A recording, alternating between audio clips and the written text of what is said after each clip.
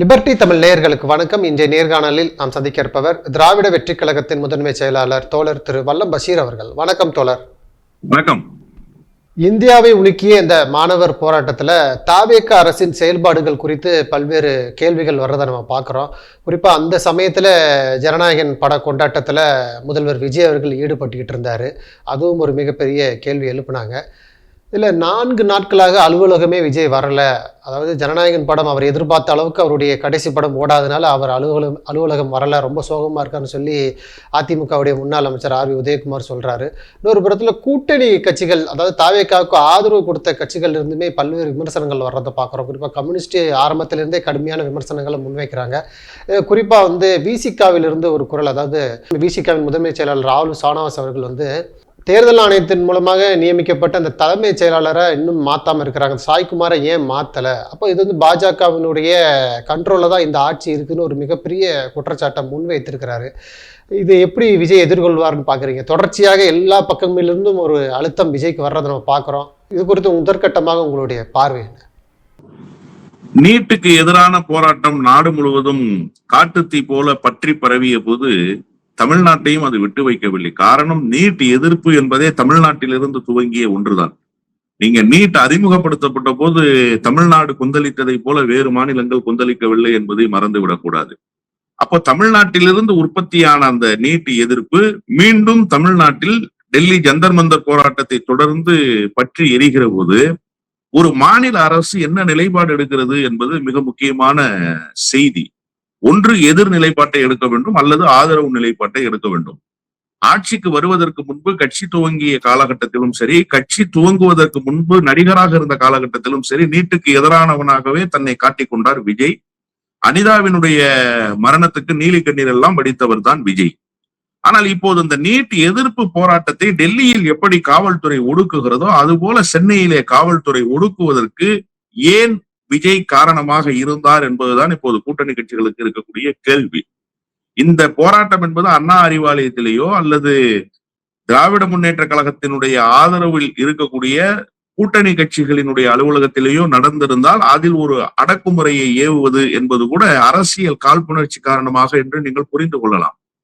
இந்த அரசு நிலை பெறுவதற்கு யார் வெளியிலிருந்து ஆதரவு தருகிறார்களோ, இந்த அரசுக்கு யார் வெளியிலிருந்து துணை நிற்கிறார்களோ, அந்த பொது உடைமை இயக்கத்தினுடைய அலுவலகமாக இருக்கிற பாலன் இல்லத்திலே நடைபெறுகிற அந்த போராட்டம், அந்த போராட்டத்தை சீர்குலைக்க வேண்டும் என்பதற்காக, சிதைக்க வேண்டும் என்பதற்காக சிலரை அனுப்புவதும், அந்த போராட்டத்திலே ஈடுபடுகிற கம்யூனிஸ்ட் கட்சியினுடைய மாணவர் அமைப்பு, ரொம்ப முக்கியமான செய்தி அதுதான். அவர்கள் விரட்டி விரட்டி கைது செய்தது திமுகவினுடைய மாணவர் அமைப்பை அல்ல, பொது உடைமை இயக்கத்தினுடைய மாணவர் அமைப்பை சேர்ந்திருக்கிற தோழர்களை விரட்டி விரட்டி கைது செய்கிறார்கள். அது குறித்து பள்ளி கல்வித்துறையினுடைய அமைச்சர் ராஜ்மோகன் அவர்கள் பத்திரிகையாளர்களை சந்திக்கிற போது சொல்கிறார், அந்த பிள்ளைகள் அனுமதி இல்லாமல் போராடினார்கள், எனவே அந்த பிள்ளைகளை சாலை மறியலில் ஈடுபடுகிற போது கைது செய்தோம். அவர் பயன்படுத்திய வார்த்தையை நான் அப்படியே பயன்படுத்துகிறேன், ஒன்று கூட மிகைப்படுத்தி சொல்லவில்லை. அவருடைய அந்த பத்திரிகையாளர் சந்திப்பை நீங்கள் போட்டு பாருங்கள். அந்த பிள்ளைகளை அப்புறப்படுத்துவதற்காக கைது செய்து பின்னர் விடுதலை செய்தோம் என்று சொல்கிறார். அந்த பிள்ளைகள் சாலை மறியலில் ஈடுபட்ட போது நீங்கள் கைது செய்திருந்தால் நீங்கள் சொல்கிற செய்தி ஏற்புடையதாக இருக்கும். வகுப்பறையில் இருக்கிற போது விரட்டி விரட்டி காவல்துறை கைது செய்தது. 2 நாட்களுக்கு முன்பு பொதுவுடைமை இயக்கத்தின் சார்பில் வெளியிடப்பட்ட அந்த காணொலியிலே வகுப்பறைகளுக்குள் போகிற மாணவிகளை ஆண் போலீஸ் கொண்டு கைது செய்கிறார்கள். அந்த மாணவிகள் கேட்கிறார்கள், எதற்காக எங்களை விரட்டி கைது செய்கிறீர்கள்? நாங்கள் வகுப்பறைக்கு அல்லவா செல்கிறோம் என்று கேட்கிற போது, நீங்கள் போராட்டத்திற்கு போன காரணத்தால் உங்களை கைது செய்கிறோம் என்று சொல்கிறார்கள். அப்படி என்று சொன்னால் இந்த நீட் எதிர்ப்பு போராட்டத்தை முனைமுழுங்க செய்ய வேண்டும் என்று பாரதிய ஜனதா கட்சி டெல்லியிலே எதை செய்ததோ அதை அப்படியே இங்கே தமிழ்நாட்டுக்குள் சென்னையில் செய்து கொண்டிருக்கிற தாவேகா அரசு பாரதிய ஜனதா கட்சியினுடைய அடிவரடி அரசாகத்தானே இருக்க முடியும். நண்பர் ஷானவாஸ் சொன்ன செய்தியை ஒரு காலம் மறுக்கவே முடியாத அளவுக்கு அழுத்தமான வாதத்தை அவர் ஒரு தனியார் தொலைக்காட்சியிலே வைத்தார். ஏன் இன்றும் தலைமைச் செயலாளரை நீங்கள் மாற்றவில்லை? பாரதிய ஜனதா கட்சியின் மீது இருக்கக்கூடிய பயம் தானே. நீங்க ஆட்சி அதிகாரத்துக்கு 2 மாத காலம் நிறைவு பெற்று விட்டது, ஏன் இன்னமும் தலைமைச் செயலாளரை மாற்றாமல் வைத்திருக்கிறீர்கள்? முதலமைச்சருக்கு அதிகாரம் இல்லையா? முதலமைச்சர் தனக்கு ஏதுவான ஒரு அதிகாரியை இன்னும் தேர்ந்தெடுக்கவில்லையா? இதெல்லாம் கிடையாது. பாரதிய ஜனதா கட்சியால் நியமிக்கப்பட்டிருக்கிற தலைமைச் செயலாளரை மாற்றிவிட்டால் பாரதிய ஜனதா கட்சியினுடைய கோபத்துக்கு ஆளாக நேரிடும். எனவே பாரதிய ஜனதா கட்சியை ஏன் பகைத்துக் கொள்ள வேண்டும்? அவர்களோடு நட்புறவை பேணுவோம் என்கிற அந்த அடிப்படையில் பாரதிய ஜனதா கட்சியினுடைய கைப்பாவையாகத்தானே இந்த அரசு இருக்கு. நீங்க இந்த நீட் விவகாரத்துக்கான போராட்டத்திலேயே பாருங்களேன், தர்மேந்திர பிரதான் ராஜினாமா செய்ய வேண்டும் என்பதுதான் பிரதானமான கோரிக்கை இல்லையா? தர்மேந்திர பிரதான் ராஜினாமா செய்த செய்தி வந்ததற்கு பிறகுதான் ராஜ்மோகனும் அந்த கட்சியை சார்ந்திருக்கிற வேறொரு தம்பி லயோலா மணியும் சேர்ந்து அந்த போராட்ட களத்துக்கு வருகிறார்கள். ஏன் அதற்கு முன்பு வரை இருவரும் அந்த போராட்ட களத்துக்கு வரவில்லை? தர்மேந்திர பிரதான் ராஜினாமா செய்ய வேண்டும் என்கிற போராட்டம் எத்தனை நாட்களாக நடைபெறுகிறது? பால நிலத்திலே 5 நாட்களாக நடைபெறுகிற போராட்டத்துக்கு நீங்கள் ஏன் வரவில்லை? அது குறித்த கருத்துக்கள் எல்லாம் பத்திரிகையாளர்களிடத்திலே சொல்கிறீர்கள். ஆனால் போராட்ட களத்துக்கு நீங்கள் வர மறுத்தீர்கள்.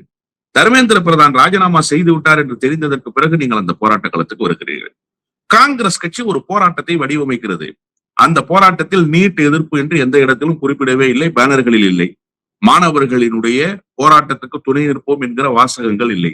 வேறு எதையோ சொல்லி ஒரு கூட்டத்தை ஏற்பாடு செய்கிறார்கள். அதிலே வைகோ போய் பங்கேற்கிறார், அண்ணன் வன்னியரசு பங்கேற்கிறார், சு வெங்கடேசன் தோழர் பங்கேற்கிறார், எல்லோரும் பங்கேற்கிறார்கள். அதிலே ராஜ்மோகன் பங்கேற்று பாரதிய ஜனதா கட்சி குறித்தோ அல்லது தர்மேந்திர பிரதான் குறித்தோ அமித்ஷா குறித்தோ டெல்லியில போராட்டத்தை ஒடுக்குகிற பாரதிய ஜனதா கட்சியினுடைய காவல்துறை குறித்தோ ஒரு வார்த்தை பேசவே இல்லை. இந்த போராட்டத்தை வேறு ஒருவர் உள்வாங்க நினைக்கிறார் என்று திராவிட முன்னேற்ற கழகத்தை நோக்கி அவர்களினுடைய விமர்சனத்தை வைக்கிறார்கள். இங்கே திராவிட முன்னேற்ற கழகம் ஆட்சி அதிகாரத்திலே இருக்கிறது. திராவிட முன்னேற்ற கழகமா இந்த போராட்டத்திலே முன்னின்றது. இன்னும் சொல்கிறேன், இந்த சிஜேபி என்று சொல்லப்படுகிற இந்த காக்ரோச் ஜனதா பார்ட்டியினுடைய போராட்டம் தமிழ்நாட்டில் நடைபெற வேண்டும் என்று சொன்னால் அதற்கு திராவிட முன்னேற்ற கழகத்தினுடைய துணை இருக்க வேண்டும் என்று சொல்லி அந்த சிஜேபியை சேர்ந்த தோழர்கள் திராவிட முன்னேற்ற கழகத்தை அணுகுகிறார்கள். திராவிட முன்னேற்ற கழகம் எப்போதும் நீட் எதிர்ப்பை கொள்கையாகவே வைத்திருக்கிற கட்சி.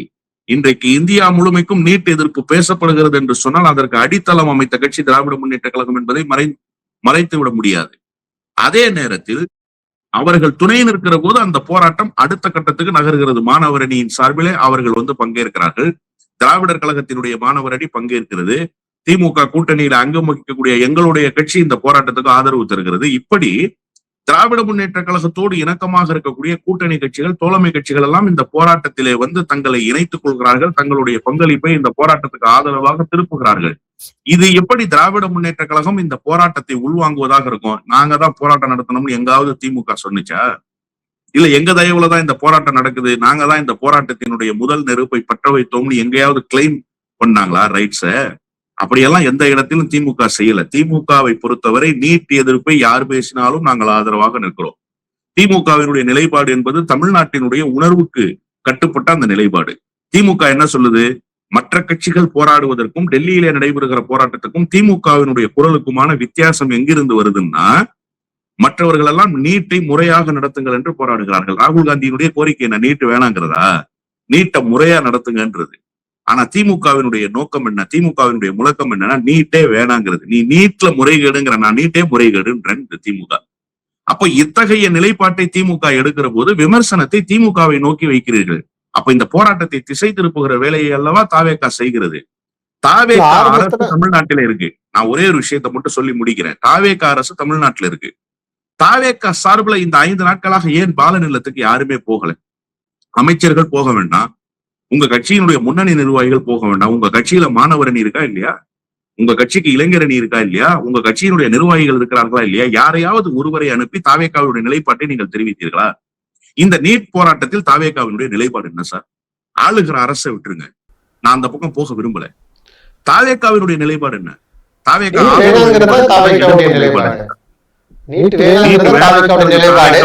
ஜனநாயகன் படம் ரிலீஸ் ஆகியிருக்க உடனே ஒரு 4 நாள் அந்த விஜய் ஆபீஸ்க்கு லீவை போட்டுட்டு அந்த படத்திலே மூழ்கி இருக்கிறாரு அப்படின்னு சொல்லி ஒரு விமர்சனத்தை முன்வைக்கிறாங்க.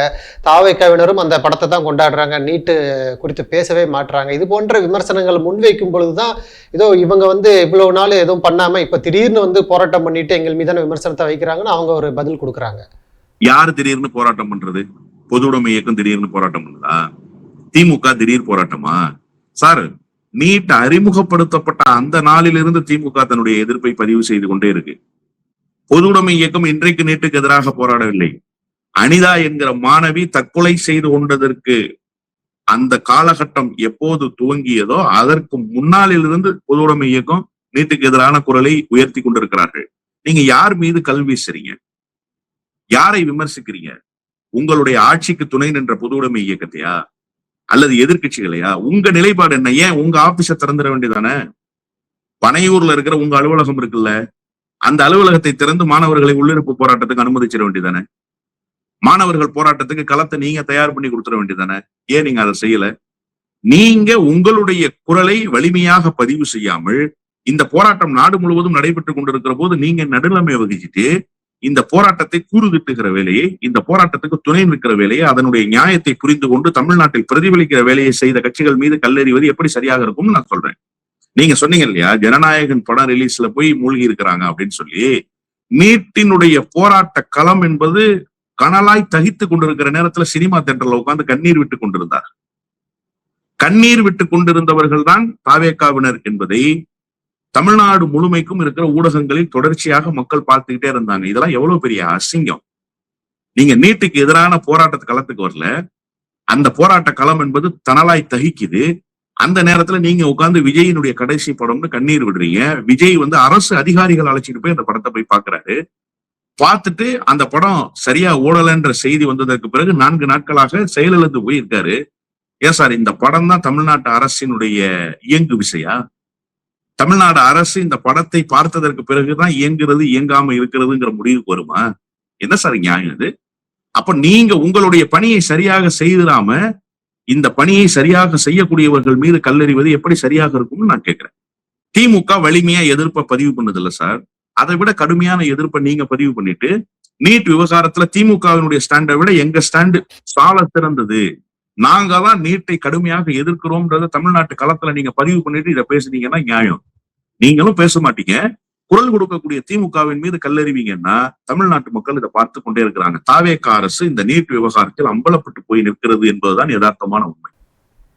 இப்போ இந்த மாணவர்கள் போராட்டம் அப்படிங்கிறது இப்போ தமிழ்நாட்டிலையும் சரி, தேசிய அரசியல்லையும் சரி ஒரு மாற்றத்தை உருவாக்குது அப்படின்னு கூட சொல்றாங்க. குறிப்பாக இப்போ தாவேகாவுக்கு ஆதரவு கொடுத்த கட்சிகளே தாவேகா மீது கடுமையான விமர்சனத்தை முன்வைக்கிறாங்க. இன்னும் விசிகா கூட கூட்டணியில் இருக்கிறோமா இல்லையான்னு ஒரு உறுதியான நிலைப்பாடை சொல்லலை.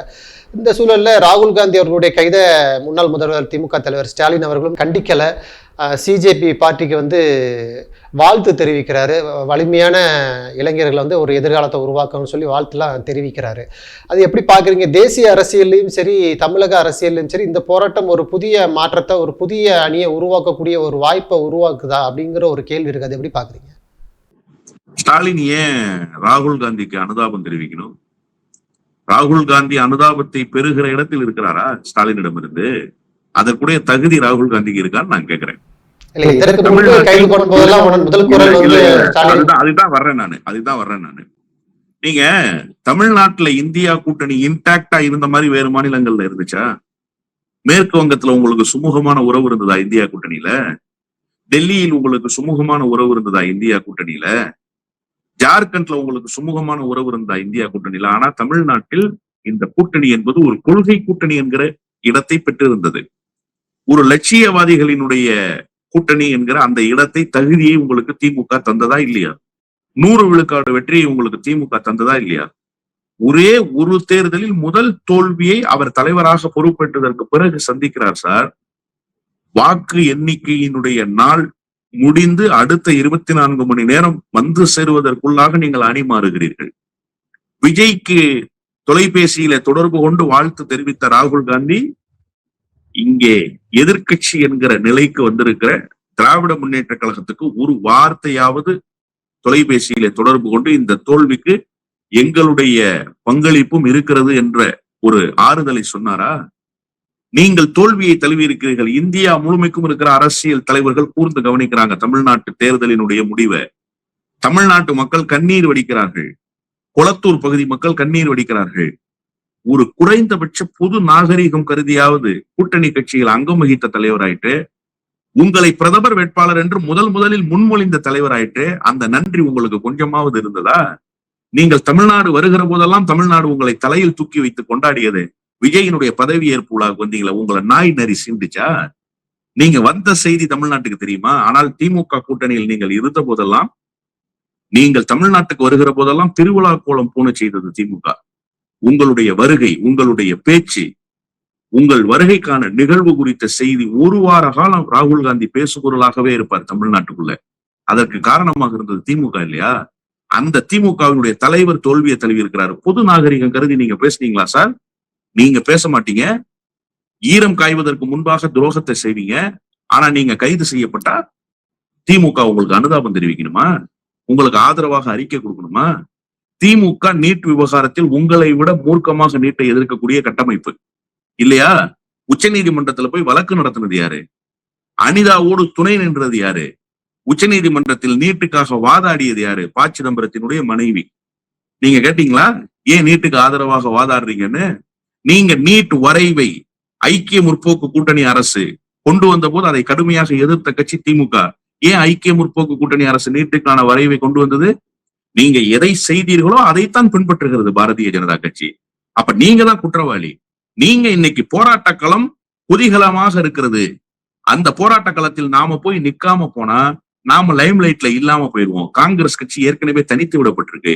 இந்த நேரத்துல காங்கிரஸ் கட்சி மேலும் தனித்து விடப்பட்டு விடக்கூடாது என்பதற்காக ராகுல் காந்தி போய் ஒரு அட்டென்ஷன் சீக்கிங்காக அந்த போராட்டத்துல கலந்துக்கிறாரு. ராகுல் காந்திக்கு என்ன வேலைங்க? ராகுல் காந்தியினுடைய பங்கு என்ன? இந்த போராட்டத்துக்கான எல்லா விதைகளையும் ராகுல் காந்தியின் சார்பில் யாராவது விதைத்தார்களா? இந்த கைது நடவடிக்கைக்கு ராகுல் காந்தி ஏதாவது ஒரு பெரிய எதிர்ப்பை டெல்லியிலே திரட்டி பண்ணாரா? மாவட்ட தலைநகரங்களை விட்டுருங்க, மாநில தலைநகரங்கள் இருக்குல்ல, காங்கிரஸ் கட்சி வீரியமாக இயங்கக்கூடிய கேரளா, கர்நாடகா, ஆந்திரா போன்ற பகுதிகளில் அங்கேயாவது இந்த நீட் விவகாரம் குறித்து காங்கிரஸ் கட்சி ஏதாவது பெரிய போராட்டத்தை முன்னெடுத்துருச்சா? இங்க கூட ஐவாஷ்காக ஒரு பொதுக்கூட்டத்தை நடத்தினாங்க. அந்த பொதுக்கூட்டத்துல நீட் எதிர்ப்புன்னு எங்காவது ஒரு இடத்துல பேனர்ல அழைப்புதல்ல போட்டாங்களா? நீட் வேண்டாம் என்று எங்காவது கண்டிச்சாங்களா? இல்லையே. அப்போ நீங்க இந்த நீட் விவகாரத்துல கண்துடைப்புக்காக உங்களுடைய இருப்பை தக்க வைத்துக் கொள்வதற்காக போய் பங்கெடுத்து கைதாவீங்க. அதுக்கு அண்ணன் ஸ்டாலின் உங்களுக்கு ஆதரவாக குரல் கொடுக்கணும். அப்படி ஒரு அவசியம் திமுகவுக்கு இல்ல. திமுக அதை செய்யாது. அப்படியே அதை திமுக செஞ்சிருந்தாலும் எங்களை போன்றவர்கள் திமுகவை எதிர்த்திருப்போம். ஏன் அறிக்கை கொடுத்தீங்கன்னு கேட்டிருப்போம். கடுமையா விமர்சனம் பண்ணியிருப்போம். அண்ணன் ஸ்டாலின் எடுத்த நடவடிக்கை தான் சரி.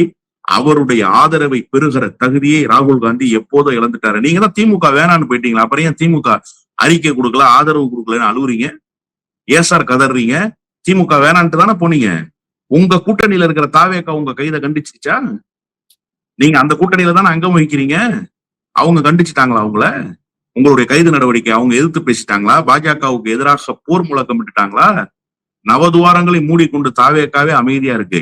நீங்க தாவேக்காவுக்கு தானே லாவணி பாடிட்டு இருக்கீங்க. அப்ப திமுக ஏன் உங்களுடைய கைதை கண்டிக்கணும்? திமுகவுக்கு அப்படி ஒரு அவசியம் இல்லை. அண்ணன் ஸ்டாலின் எடுத்திருக்கிற முடிவு பாராட்டுதலுக்குரிய முடிவு என்றுதான் நான் பார்க்கிறேன். இல்லை, ராகுல் காந்தி கைதை கண்டிக்கலை அப்படிங்கிறது ஒரு புறம் இருந்தாலும் இந்த சிஜேபி போராட்டத்தில் நேரில் போய் ஆதரவு கொடுக்கறது, இங்கே சிஜேபிக்காரங்க திமுகவோடு பேசினது, அந்த இளைஞர்களுக்கு வாழ்த்து சொல்கிறது, உத்தரப்பிரதேச தேர்தலில் ஊவைசி வெளிப்படையாகவே அகிலேஷ் யாதவுக்கு ஒரு கருத்து சொல்கிறார். அதாவது இப்போவே நம்ம கூட்டணி வச்சுக்கலாம், தேர்தலுக்கு பின்பு புலம்புறதை தவிர்த்து இப்பவுமே நம்ம கூட்டணி வச்சுக்கலாம்னு சொல்லி வெளிப்படையாக அவர் கூப்பிடுறாரு. அப்போ இது போன்ற சூழல்கள் காங்கிரஸுக்கு எதிரான, காங்கிரஸை தனித்து விடக்கூடிய ஒரு சூழலுக்கு தள்ளுது அப்படிங்கிற ஒரு கேள்வி வருது இல்லையா? பிஜேபிக்கு எதிரான நிலைப்பாட்டை காங்கிரஸை விட வலிமையாக பேசுகிற கட்சிகள் தான் மாநில கட்சிகள். மம்தா பானர்ஜி என்ன சொன்னாங்க மேற்கு வங்கத்துல? ஏன் காங்கிரஸ் மம்தா பானர்ஜி சேர்க்கல? உன் வேலையை நீ போய் பாரு. பிஜேபியை உன்னை விட அழுத்தமா நான் எதிர்ப்பேன், உன்னை விட வியூகங்களை திறம்பட வகுத்து நான் பிஜேபியை வீழ்த்துவேன் சொன்னாங்களா? சொன்னது மாதிரியே நாடாளுமன்ற தேர்தலில் செய்து காட்டினாங்களா? அந்த நிலைப்பாட்டை திமுகவும் எடுத்திருந்தா காங்கிரஸ் தமிழ்நாட்டுக்குள்ள நக்கிட்டு போயிருக்கும். நாடாளுமன்ற தேர்தலில் எதிர்கட்சி தலைவர் என்கிற அந்த அந்தஸ்து இன்றைக்கு ராகுல் காந்திக்கு கிடைத்திருக்காது. ஆனா திமுக அதை செய்யல. அந்த தவற திமுக செய்தது. எந்த தவற செய்தது? காங்கிரஸையும் அகாமடேட் பண்ணி காங்கிரஸுக்கு 100 விழுக்காடு வெற்றியை தமிழ்நாட்டுக்குள்ள தேடி கொடுத்தது. காங்கிரஸுக்கு தமிழ்நாட்டுல கிடைத்த இடம் என்பது அதனுடைய தகுதிக்கு மீறிய இடம். அதை திமுக கொடுத்துச்சு. ஆனா திமுகவுக்கு துரோகம் பண்ணிடுச்சு. இப்ப திமுகவுக்கு காங்கிரஸ் செய்திருக்கிற துரோகத்தை இந்தியா கூட்டணியில் இருக்கக்கூடிய ஏனைய மாநில கட்சிகள் பார்க்குது. ஃப்ரெண்ட்லி ஃபைட்னு சொல்லி உள்ளுக்குள்ளேயே யுத்தம் தொடுத்தது யாரு? மராட்டிய மாநிலத்துல இதே காங்கிரஸ் தானே. பீகார்ல அங்க இருக்கக்கூடிய ஆர்ஜேடி கட்சியை வீழ்த்துவதற்கு உள்ளுக்குள்ள இருந்த வியூகத்தை வகுத்தது யாரு? இதே காங்கிரஸ் கட்சி தானே. தேஜஸ்வியினுடைய அரசியலுக்கு மிகப்பெரிய பின்னடைவை தேடி தந்தது யாரு? இதே காங்கிரஸ் கட்சி தானே. உத்தரப்பிரதேசத்தில் வெற்றியை யாருடைய வியூகத்தில் பெற்றீர்கள்? பிரியங்கா காந்தியினுடைய வியூகத்திலா? அகிலேஷினுடைய வியூகத்தால் பெற்றீர்கள்.